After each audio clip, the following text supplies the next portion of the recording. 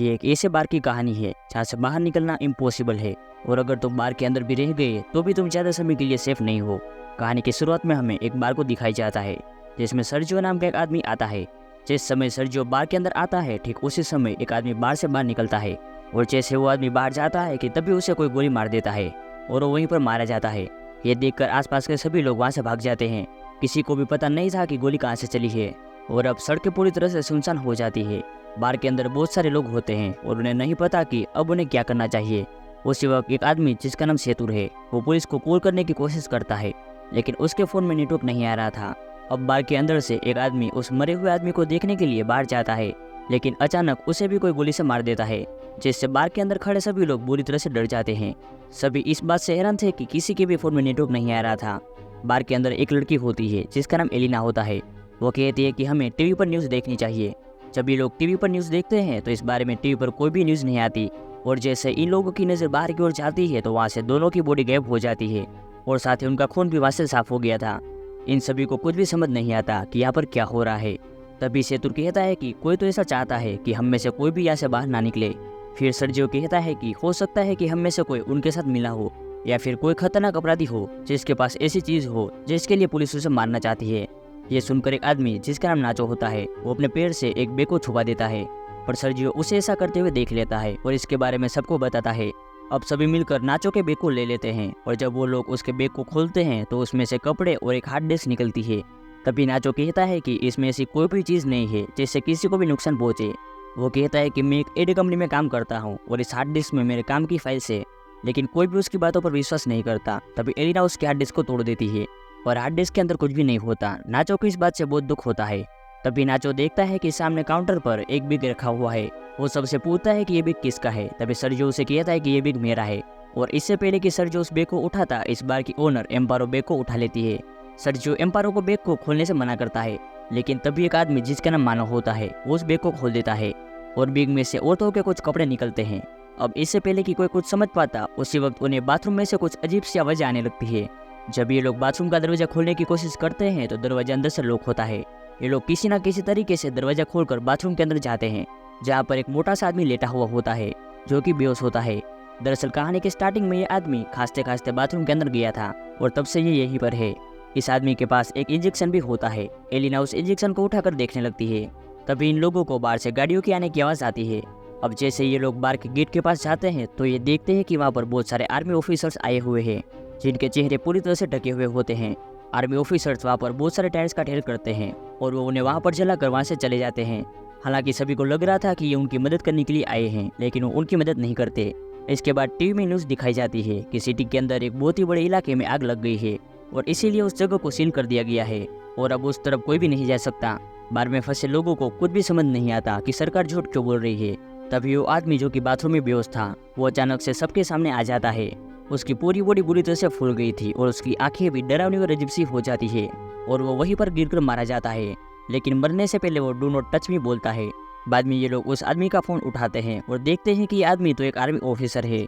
इसके फ़ोन में और भी कुछ फोटोज़ होती है जिनमें कुछ लोगों ने किसी वायरस से बचने के लिए पीपीई किट पहनी होती है। अब बार के अंदर सभी लोग समझ जाते हैं कि इस पूरे इलाके को क्वारंटीन कर दिया गया है। इसका मतलब कि ये जो आदमी अभी अभी यहाँ पर मरा है ये इन्फेक्टेड था, और इन्फेक्शन से इसकी जान चली गई है, और हो सकता है कि शायद अब यहाँ पर और भी लोग इन्फेक्टेड होंगे। वहीं दूसरी तरफ नाचो को दिखाई जाता है जो कि किसी भी तरह से अपने फ़ोन में सिग्नल लाने की कोशिश कर रहा था, और जब वो एक टेबल पर चढ़ता है तो उसके फ़ोन में नेटवर्क आ जाता है। वो ये बात सबको बताता है। अब जैसे नाचो किसी से बात करने की कोशिश करता है कि तभी सेतुर भी बात करने के लिए टेबल पर चढ़ जाता है, जिस वजह से टेबल टूट जाता है। फिर एक आदमी जिसका नाम एंड्रेस होता है वो नाचो से फ़ोन मांगता है, लेकिन तभी एम्पारो उसे ऐसा करने से रोक देती है और कहती है कि इस फ़ोन को मत छूना, क्योंकि ये फ़ोन उस इन्फेक्टेड आदमी का है, और अगर तुमने इस मोबाइल को छू लिया तो तुम भी इन्फेक्टेड हो जाओगे।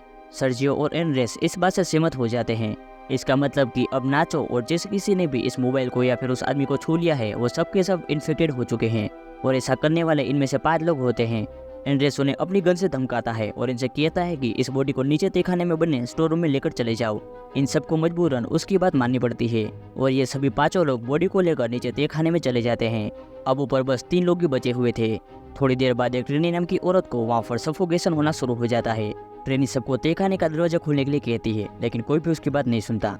अब जैसे ट्रेनी दरवाजा खोलने के लिए जाती है तो वहाँ पर रखी हुई कुछ बोतल्स गिर जाती है, उसका लिक्विड एक तरफ बहना शुरू हो जाता है और तभी इनकी नज़र वहाँ पर बने एक ड्रेनेज पर पड़ती है। इसका मतलब कि ये लोग वहाँ से पानी के रास्ते से होते हुए वहाँ से बाहर निकल सकते हैं। फिर मानो उस ढक्कन को खोल देता है और वो ड्रेनेज के अंदर से होकर यहाँ से बाहर निकलने का फैसला करता है। इसलिए वो अपने पूरे शरीर पर ऑयल लगाता है और उस ड्रेनेज से नीचे जाने की कोशिश करता है, लेकिन ड्रेनेज का छेद थोड़ा छोटा होता है इसलिए वो नीचे नहीं जा पाता। और तभी अचानक से इन सभी को गोलियां चलने की आवाज़ आती है। आवाज़ सुनकर ये सभी लोग घबरा जाते हैं। फिर उन्हें ऊपर बार में धुआं दिखाई देता है, जिसे देखकर ये लोग समझ जाते हैं कि ऊपर जो 3 लोग थे उन्हें किसी ने मारकर पूरे बार को आग लगा दी है। वहीं दूसरी तरफ मानव अभी भी बुरी तरह से ड्रेनेज में फंसा हुआ था। अब वो लोग सबसे पहले मानव को ड्रेनेज से बाहर निकालते हैं। अब कुछ घंटों के बाद आग पूरी तरह से बुझ जाती है और वो लोग ऊपर बार में जाने का फैसला करते हैं। ऊपर बार में आने के बाद वो लोग देखते हैं कि बार पूरी तरह से जलकर राख हो चुका है। वहीं नाचो को वहाँ पर गन मिलती है, जिसे वो चुपचाप अपने पास रख लेता है। तभी ये लोग देखते हैं कि कुछ लोग बाहर से इस जगह को पूरी तरह से सील कर रहे हैं। ये सभी बड़ी खामोशी से सब कुछ देखते रहते हैं, क्योंकि अगर किसी को भी भनक लग गई कि अंदर अभी भी 5 लोग जिंदा है तो इन सबको मार दिया जाएगा। और तभी यहाँ पर मोबाइल बजना शुरू हो जाता है और यह उसी मोटे आदमी का मोबाइल होता है जो थोड़ी देर पहले मर चुका था। एलिना उसका फ़ोन उठा लेती है और उसके व्हाट्सएप चैट्स को पढ़ना शुरू कर देती है, जिसमें एक आदमी इस मोटे आदमी से पूछता है कि क्या वैक्सीन लेने के बाद तुम्हारी तबीयत में कुछ सुधार है। इस आदमी ने जवाब दिया होता है कि नहीं, मेरी तबीयत बहुत ख़राब है और मैं किसी बार के वॉशरूम में छुपा हुआ हूँ, तुम मेरे पास आने की कोशिश मत करना। अब एलिना इनकी पुरानी चैट्स को पढ़ती है, जिसमें इस मोटे आदमी ने लिखा होता है कि मेरे पास अभी भी 4 और वैक्सीन बची हुई है। ये लोग समझ जाते हैं कि इसके पास जो इंजेक्शन है वो है इस वायरस की वैक्सीन है। ये पढ़कर सब लोग खुश हो जाते हैं कि ये वैक्सीन काम कर सकती है, लेकिन फिर भी उनके मन में डाउट आता है कि अगर इस आदमी ने वैक्सीन ली थी तो ये क्यों नहीं बच पाया। तभी अचानक से वो फ़ोन बजना शुरू हो जाता है, पर इससे पहले कि वो फ़ोन उठा पाते उसकी बैटरी लो होने की वजह से फ़ोन स्विच ऑफ हो जाता है। अब ये किसी न किसी तरह से फ़ोन को चार्ज करने की कोशिश करते हैं। वहीं एलिना कहती है कि इस आदमी ने चैट्स में कहा था कि इसके पास 4 और वैक्सीन बची हुई है, तो क्यों ना हम उन वैक्सीन को ढूंढें। फिर ये सब नीचे स्टोर रूम में उस बॉडी के पास जाते हैं, लेकिन इनको वहाँ पर कोई भी वैक्सीन नहीं मिलती। इसके बाद फिर ये लोग वॉशरूम में जाते हैं, जहाँ पर मानव पहले से वैक्सीन लेकर बैठा हुआ होता है। मानव किसी एक से अपना बलिदान मांगता है, क्योंकि वो सब 5 है और वैक्सीन सिर्फ 4। इसलिए मानव सबसे पहले एक इंजेक्शन निकालकर अपने आप को लगा लेता है। तभी नाचो उस पर अपनी गन तान देता है, लेकिन मानव फिर भी वैक्सीन अपने शरीर में इंजेक्ट कर लेता है, जिसके बाद नाचो और मानव के बीच में लड़ाई शुरू हो जाती है। मानव नाचो पर भारी पड़ता है और उसकी गन छीन लेता है। इसे हाथापाई के दौरान वैक्सीन मानव के हाथ से छूटकर नीचे तहखाने में गिर जाती है। ट्रेनी तहखाने में जाकर वैक्सीन को उठा लेती है, लेकिन तभी गलती से उसके हाथ से वैक्सीन छूट जाती है और नीचे नाले में गिर जाती है। अब ये बेचारे सोच रहे होते हैं कि वैक्सीन को नाले में से कैसे निकाला जाए। इन सब में से एलिना सबसे पतली होती है, इसलिए ये लोग उससे पूछते हैं कि क्या तुम अंदर जाकर उन वैक्सीन को ला सकती हो। पहले तो एलिना मना कर देती है, लेकिन फिर बाद में वो मान जाती है, जिसके बाद एलिना की बॉडी पर ऑयल लगाया जाता है और उसे उस छोटे से छेद के अंदर से धकेला जाता है और बड़ी मेहनत के बाद वो नीचे नाले में गिर जाती है। एलिना वैक्सीन को ढूंढ लेती है और पानी से बाहर आ जाती है।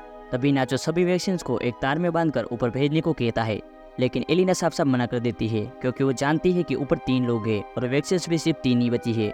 एलिना सबसे कहते हैं कि अगर तुम्हें वैक्सीन चाहिए तो तुम्हें नीचे आना होगा। फिर उसके बाद ये लोग ड्रेनेज के छेद को बड़ा करते हैं।